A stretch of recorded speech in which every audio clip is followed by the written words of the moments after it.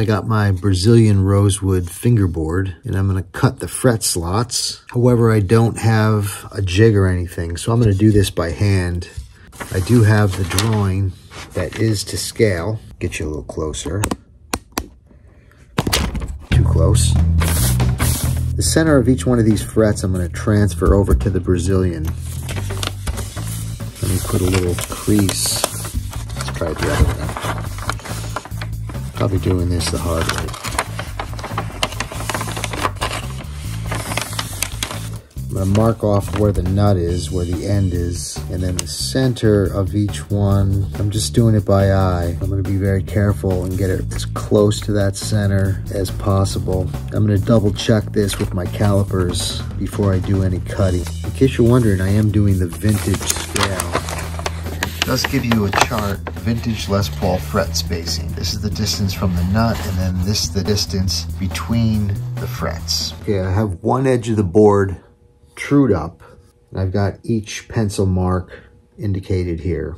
So I'm going to take a square, line it up exactly with the pencil mark. Take a block of wood, put it on the back side of the saw, and score the rosewood.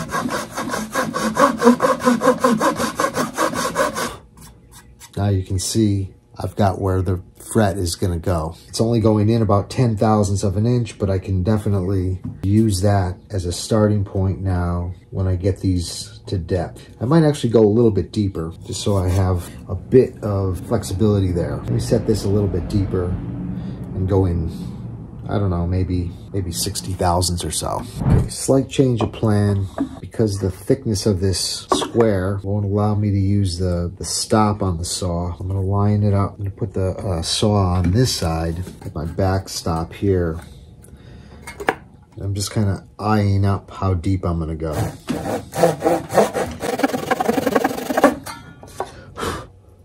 That looks like a good depth. I'm going to check my spacing. The distance between the frets should be 33.05 millimeters. 33.0, okay, 08. Although it ran out a little bit on this side. Let me check the square. It is square. This side looks a little off. Maybe instead of clamping it here, I should be clamping it here. That might hold it in a more square position. Let me try and get a clamp to go this way. Okay, I was reading the wrong scale. It's 33.07 center to center. So it's correct on this side. This side ran out a little bit. So what I'm going to do, instead of clamping it down, because then it seems to walk around a little bit on me, I'm going to keep this square by putting pressure this way with a clamp. I know this seems a little cumbersome. I probably should just get that jig. In my head, this didn't seem this difficult. I'm just having trouble getting started. Once I get a rhythm going, I should be fine. Okay, I'm lined up.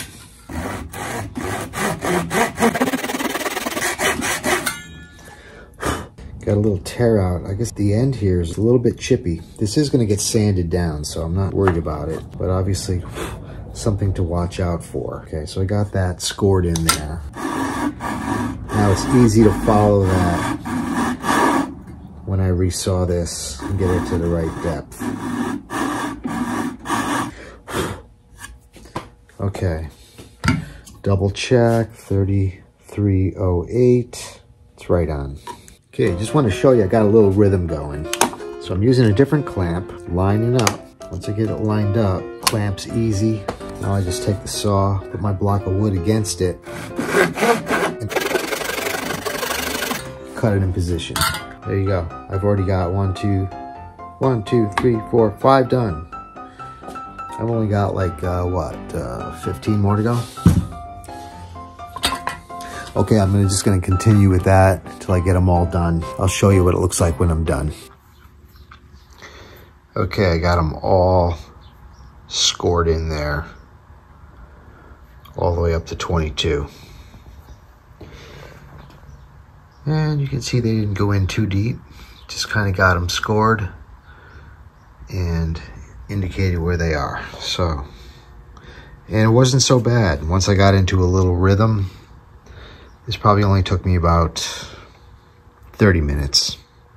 Not even. This fingerboard is pretty thick. It's actually, I want to take 100 thousandths off the back of it. I don't want to leave that much for sanding after I glue this down.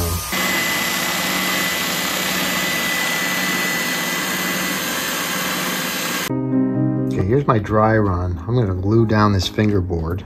And so I have all the clamps in place. Just kind of laying it out, getting it all kind of figured out before I put the glue on here, because I'm using hide glue, heating it up right now. So I'm not going to have a lot of open time. But the way I'm doing this, so because I didn't radius the fingerboard, I can use a flat board to put even pressure, and that seems to make more sense to me. I have two locating drill bits. These drill bits are going to stay in place, clamp it all down nice and flat, and then I can put the caul on it, clamp it, let it sit, and then that'll be that.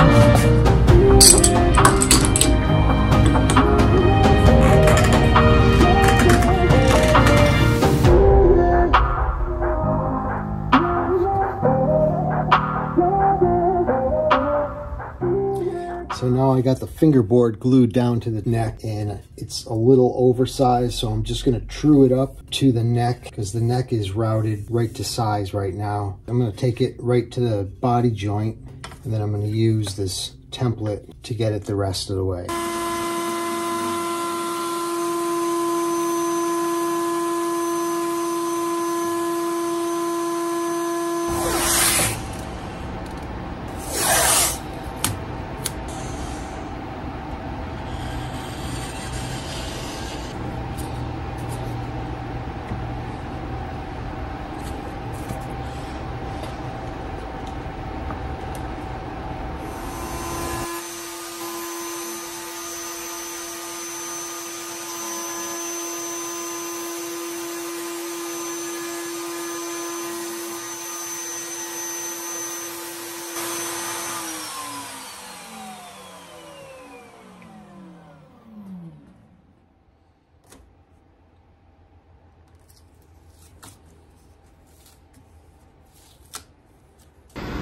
So now I'm getting ready to route the binding channels on the fingerboard.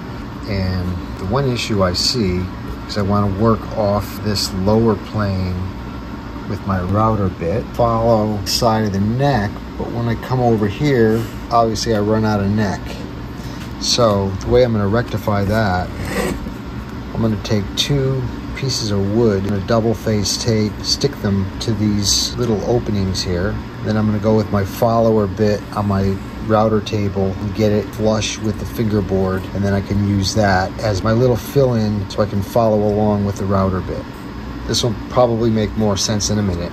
Okay, so now I got my two pieces of wood taped to the side of the neck. Now I'm going to go ahead and cut them flush.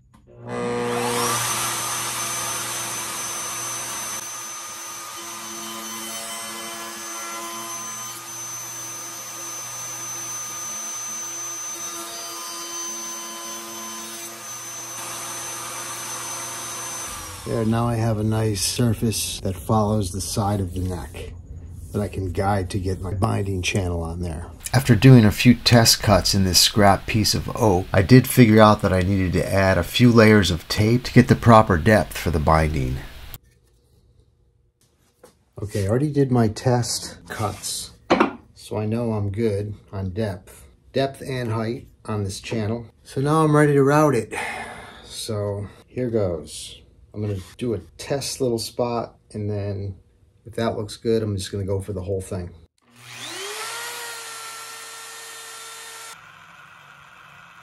Okay, that looks good. I'm gonna go for it.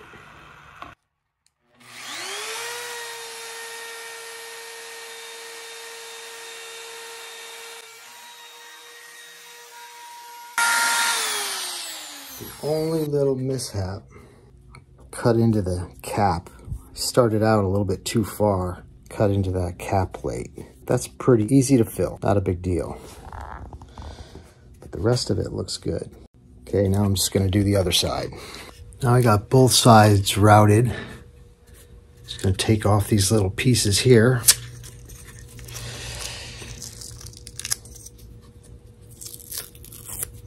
Now I got it routed to the right depth. See, I have just one little spot here to clean up, but not a big deal. I can sand that. And then I think I'm ready to do the next step. So here now I'm set up to route the binding channel around this body. And I've got my jig here to hold my router. I've got a binding cutter. It's set to the right depth and to the right thickness for the binding. And what I did was I drew on here the direction that I need to be running this router around the body to prevent as much tear out as possible.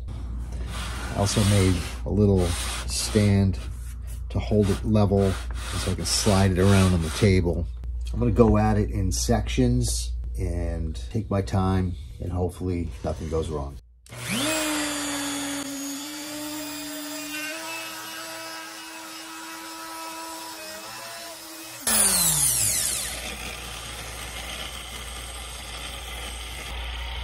That's perfect. Okay, I'm just gonna keep going, same fashion.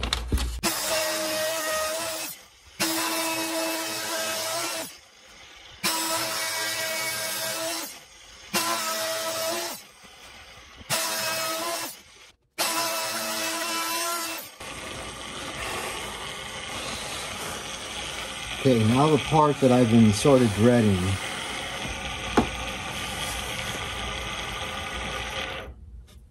This part in here is supposedly the toughest part. So I'm gonna start in the middle.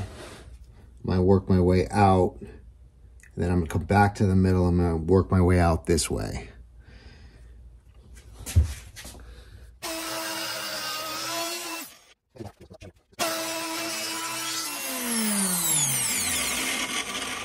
Okay, that went pretty well.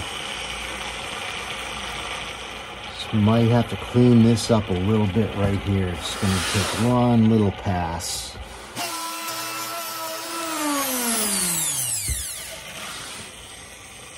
Okay.